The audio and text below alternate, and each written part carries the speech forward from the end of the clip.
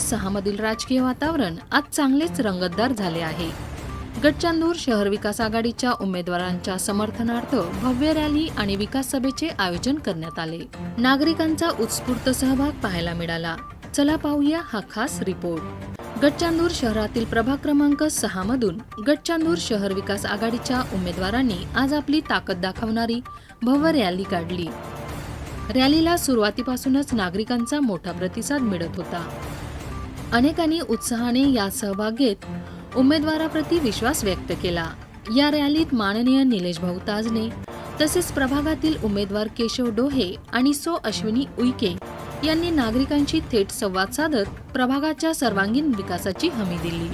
उमेदवारांनी आरोग्य, पाणीपुरवठा, रस्ते, ड्रेनेज आणि वीज या मूलभूत सुविधांमध्ये तातडीने आणि प्रभावी सुधारणा करण्याचे आश्वासन नागरिकांना दिले। दरम्यान नागरिकांनीही आपल्या अडचणी आणि अपेक्षा मोकळेपणाने व्यक्त केल्या। त्यावर त्वरित आणि ठोस कृती केली जाईल अशी ग्वाहीही उमेदवारांकडून देण्यात आली। रॅली दरम्यान दिसलेला नागरिकांचा मोठा उत्साह आणि उमेदवारावरील विश्वास पाहता प्रभाग क्रमांक 6 मधील जनमत शहर विकास आघाडीच्या बाजूने दृढ होत असल्याचे स्पष्ट संकेत मिळत आहेत।